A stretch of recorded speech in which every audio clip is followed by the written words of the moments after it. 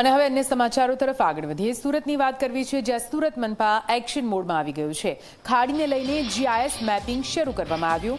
4 અલગ અલગ ટીમો બનાવવામાં આવી છે। ટાઉન પ્લાનિંગ ટીડીઓની ટીમ પણ તૈયાર કરવામાં આવી। જીઆઈએસ અને ડ્રેનેજ વિભાગની ટીમ પણ તૈયાર કરાઈ છે। મનપાએ 2006 જીઆઈએસ પાસે લાયસન્સ વર્ઝનના આધારે મેપિંગ કરાવ્યું હતું।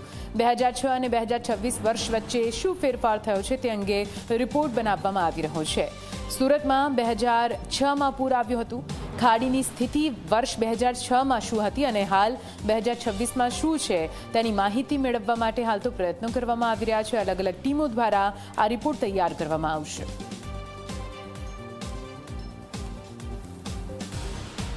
સુરત શહેરમાં જે રીતે ખાડીપુરની પરિસ્થિતિનું નિર્માણ થયું હતું, જે લોકો છે તેને પારાવાર નુકસાનીનો સામનો કરવો પડી રહ્યો હતો, ત્યારબાદ રાજ્ય સરકાર દ્વારા તાત્કાલિક ધોરણે ખાડી પરના જે ગેરકાયદેસર જે બાંધકામ છે તે દૂર કરવા માટે આદેશ કરી દેવામાં આવ્યો છે। ત્યારે સુરત મહાનગરપાલિકાની અલગ અલગ જે ટીમો છે તે ટીમો કાર્યરત કરવામાં આવી છે। આપ જોઈ શકો છો ICCC કેન્દ્ર ખાતે અલગ અલગ 4 જેટલી જે ટીમો છે તે બનાવવામાં આવી છે, જેમાં ટાઉન પ્લાનિંગ, TDO, GIS અને ડ્રેનેજ જે વિભાગની અલગ અલગ 4 ટીમો જે છે તે ઊભી કરવામાં આવી છે, જેમના દ્વારા વર્ષ 2006માં જે જીઆઈએસ પાસેથી જે મેપ તૈયાર કરવામાં આવ્યો હતો અને હાલમાં 2026માં જે મેપ છે તેનું કમ્પેરિઝન કરવામાં આવી રહ્યું છે। જે ખાડી છે તે ખાડીનું જે માપ છે તે માપમાં શું ફેરફાર આવ્યો છે તે અંગે પણ હાલ જે છે તે તમામ જે ગતિવિધિઓ પર બાદ નજર રાખવામાં આવી રહી છે। આપ જોઈ શકો છો ડેપ્યુટી કમિશનર નિધિ સિવાયની આગેવાનીમાં આખી જે ટીમ છે તે ટીમ અહીં વર્કિંગ કરી રહી છે।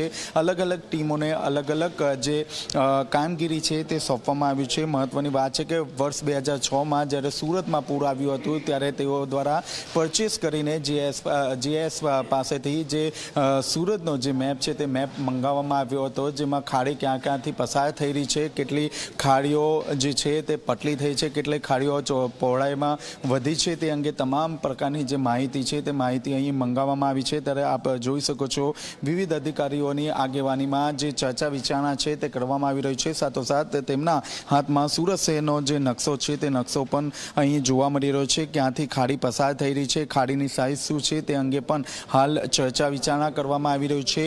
આગામી સમયમાં એક રિપોર્ટ તૈયાર કરવામાં આવશે અને આ રિપોર્ટ જે છે તે મ્યુનિસિપલ કમિશનરને સુપરત કરવામાં આવશે। ત્યારબાદ જે ખાડી પરના જે સ્પોટ છે તે આઈડેન્ટિફિકેશન કરવામાં આવશે અને જ્યાં પણ જે તે ગેરકાયદેસર બાંધકામ જો ખાડી પુલ ઉપર કરવામાં આવ્યું હશે અથવા તો તેની આસપાસ કરવામાં આવ્યું હશે તો ત્યાં ડિમોલિશનની કામગીરી હાથ ધરવામાં આવશે।